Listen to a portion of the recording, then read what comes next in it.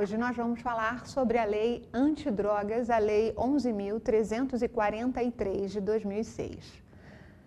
A Lei Antidrogas criou um sistema de política nacional em proteção em relação à figura da droga, que é o chamado SISNAD. O SISNAD, ele prescreve medidas de proteção sobre o uso indevido da droga. O SISNAD ainda determina a reinserção social do usuário e do dependente. Determina também normas de repressão à produção não autorizada e ao tráfico ilícito de drogas. Ainda assim, define os crimes. Na Lei 11.343 de 2006, foi modificado o termo substância entorpecente pela palavra droga. O que é droga? Bem, para que nós saibamos qual é a figura da droga, existe um órgão, que é a Anvisa, Agência Nacional de Vigilância Sanitária, que é de responsabilidade do Ministério da Saúde, que através de lei e através de uma lista divulga todas essas substâncias que serão consideradas drogas. O que estiver na lista periódica lançada pela Anvisa será considerada droga. Ressalte-se, se ali não estiver prevista, não estiver contida naquela lei, a conduta será atípica. Por falar em conduta atípica, a Lei 11.343 de 2006, ela despenalizou a figura do usuário e do dependente de droga. Não há mais a aplicação de uma pena de reclusão ou detenção. Embora existam 5 condutas descritas no artigo 28, essa conduta ela não será punida. Nós temos 5 condutas. Quais são? Guardar, trazer consigo, ter em depósito, adquirir e transportar. De igual maneira, também será considerada a conduta prevista na lei quem semeia, colhe ou cultiva planta ou substância de uma pequena quantidade que possa causar dependência física ou psíquica. A lei determinou uma medida que é chamada medida educativa, que é a sanção estabelecida. Qual seja? A primeira seria a de advertência. A segunda espécie seria uma prestação de serviço à sociedade, à comunidade. E a terceira seria a colocação do agente em programas educativos. Se, porventura, o agente, se injustificadamente se negar a cumprir as 2 últimas sanções, ou até mesmo a de advertência, o juiz poderá, de forma sucessiva, para fazer cumprir essas sanções, aplicar ainda a admoestação verbal e multa. O prazo para a sanção é de 5 meses no máximo. Esse prazo é somente aplicado nas 2 últimas espécies de sanções. Caso o agente seja reincidente, esse prazo será de, no máximo, 10 meses. Para o usuário e para o dependente, aplica-se a Lei 9.099 de 95, aonde o procedimento é um procedimento sumaríssimo, não havendo a possibilidade da prisão em flagrante. O agente que for pego adquirindo, portando, transportando, enfim, praticando qualquer das condutas do artigo 28, deverá ser imediatamente levado a um juízo de plantão na localidade onde ele tiver incorrido na conduta.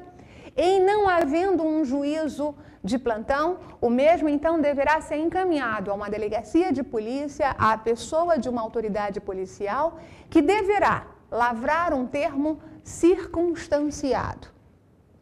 No que diz respeito ao artigo 33 da Lei de Antidrogas, nós temos 18 núcleos variados. São 18 verbos que caracterizam o tráfico. Eu vou somente mencionar alguns. Nós temos exportar, importar, prescrever, ministrar, transportar, vender, adquirir, fornecer, guardar. Esses são apenas alguns núcleos variados do tipo de tráfico. É bom e interessante que você saiba que trata-se aqui de um conteúdo variado. Isso significa que, muito embora eu tenha um artigo com várias condutas delitivas, se o agente praticar várias delas numa mesma ação, eu estou diante de um único crime. Eu posso produzir, guardar para expor à venda. E eu estarei cometendo somente o crime de tráfico. A lei de tráfico trouxe uma situação interessante e inovadora. A figura da associação criminosa com o agente que financia e custeia o tráfico. Quando se fala em associação criminosa, a associação criminosa é um crime autônomo. E para que exista, é necessário que hajam duas ou mais pessoas se unindo para a prática permanente do crime do artigo 33 e 34. Se duas ou mais pessoas, mas se eu tiver aqui um traficante e uma segunda pessoa, que for aquele que financia, que custeia, eu estou diante de um crime de associação criminosa e essa figura foi trazida agora pela Lei 11.343.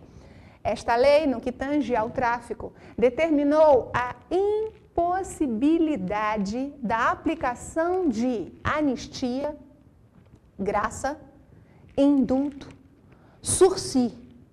Ainda não é cabível nesta lei a conversão da pena privativa de liberdade em restritiva de direito. Bom que se diga que, por estarmos falando de um crime de tráfico de drogas, né, nós estamos ali falando de um crime assemelhado ao crime hediondo e que tem todo um procedimento diferenciado e mais asseverado.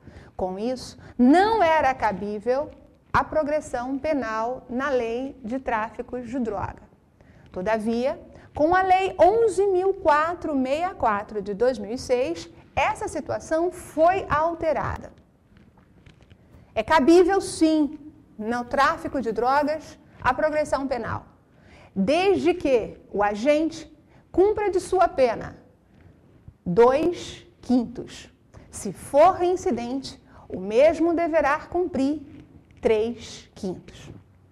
Cabe ainda na lei antidrogas o benefício do livramento condicional e que, para tanto, o mesmo deverá cumprir mais de 2/3.